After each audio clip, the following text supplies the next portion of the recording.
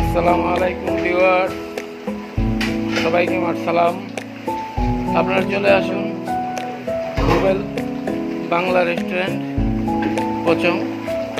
এই যে সেই সুস্বাদু নলি এবং এটা দিয়ে হালিম রান্না করা হবে। কে কে খাবেন চলে আসুন।